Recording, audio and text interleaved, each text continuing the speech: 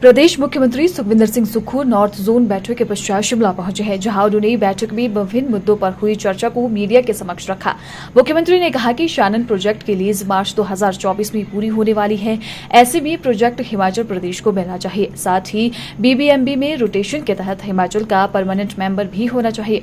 वहीं उन्होंने कहा कि पिछले कई वर्षों से चंबा के चुराह क्षेत्र में जम्मू कश्मीर के लोग घुसपैठ करने की कोशिश कर रहे हैं। साथ ही लेह से सरचू के पास भी इसी तरह की कोशिश की जा रही है, जिसको लेकर लेह व जम्मू कश्मीर के गवर्नर से इस विषय में बातचीत की गई है ताकि इस तरीके की वारदात को रोका जा सके। वहीं उन्होंने एसजेवीएनएल से आपदा में सहयोग की उम्मीद भी जताई है। शानन प्रोजेक्ट की लीज जो है मार्च 2024 में पूरी होने वाली है और स्टेट्स की रीजनल कॉन्फ्रेंस थी, तो मैंने कहा कि जब लीज पूरी हो रही है तो उस प्रोजेक्ट को हिमाचल प्रदेश को मिलना चाहिए। और उस मामले में हमने गृह मंत्री के सामने भी बात रखी, पंजाब के मुख्यमंत्री जी के भी सामने बात रखी, सब मुख्यमंत्री और जो ऑफिसर्स थे उनके सामने हमने बात रखी। तो उसके बाद जो आगे फैसला भारत सरकार करेगी उसमें उसको अमल में लाएंगे। दूसरा, बीबीएमबी में भाखड़ा व्यास मैनेजमेंट बोर्ड में हमारा कोई परमानेंट मेंबर नहीं है, तो होता है, तो मैंने कहा कि रोटेशंस पर हमारा एक परमानेंट मेंबर होना चाहिए, जैसे कि पंजाब का होता है, हरियाणा का होता है, और हमारा भी एक परमानेंट मेंबर होना चाहिए। उस दृष्टि से भी हमारी सरकार को मेरी बात को सरकार ने गौर से सुना, गृह मंत्री जी ने गौर से सुना, और उसमें भी मुझे लगता है कि समस्या का समाधान होने की जरूरत है। तीसरी बात मेरी जम्मू कश्मीर के गवर्नर साहब से भी हुई है और लेह के गवर्नर साहब से भी हुई है। पिछले कई वर्षों से जम्मू कश्मीर के जो लोग हैं, जो हमारी बाउंड्री चुराह के साथ लगती है, उसमें अंदर तक आ जाते हैं और वहाँ कब्जा कर लेते हैं।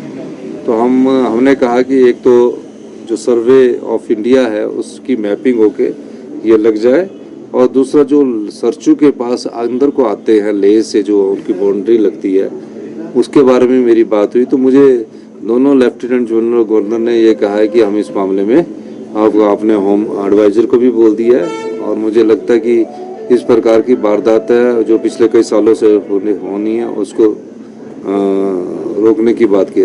एक और मैंने बात की कि जो हमारे इन्वेस्टमेंट मीट पर भारतीय जनता पार्टी के समय एसजेवीएनएल के साथ समझौते हुए हैं, जिसमें जिंदगी भर के लिए पावर प्रोजेक्ट, चाहे वो सुन्नी है, लूरी है या धौला से नदौन का प्रोजेक्ट है, तो जिंदगी भर के लिए उनको दे दिए। उसमें जो 12% फ्री रॉयल्टी की बात हमने कही है कि वो 12% फ्री रॉयल्टी जब हम और प्रोजेक्टों में ले रहे तो ये भी हमको मिलनी चाहिए, और 40 साल वाले वो प्रोजेक्ट हिमाचल को वापस आना चाहिए। मकसद ये है कि 40 साल बाद की जो युवा पीढ़ी है उसको वो आत्मनिर्भर हो और सामर्थ्य हो। अब हमारे को जो उन्होंने इन्वेस्टमेंट एग्रीमेंट किए उसमें लाडा भी नहीं दिया, और जो जीएसटी हमको मिलना था वो भी उन्होंने ख़त्म कर दिया। तो जीएसटी मिलने में जो हमारा पानी और हमको ना मिले, तो उस मामले को भी मैंने उस फोरम पर उठाया है। और चौथी बात मैंने कहा कि स्पेशल रिलीफ पैकेज जो है उसको आप करिए।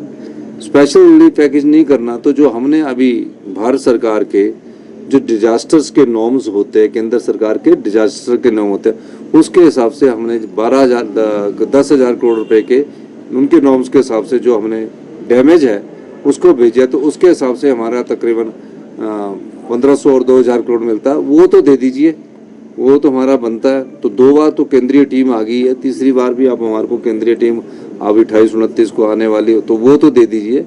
तो उस मामले में भी मैंने वो बात की है, और मुझे लगता है कि मेरी बात को हमने फर्मली बात की, बड़े गौर से सुना है, और इस मामले में जल्दी ही हमें कुछ ना कुछ राहत मिलने की संभावना।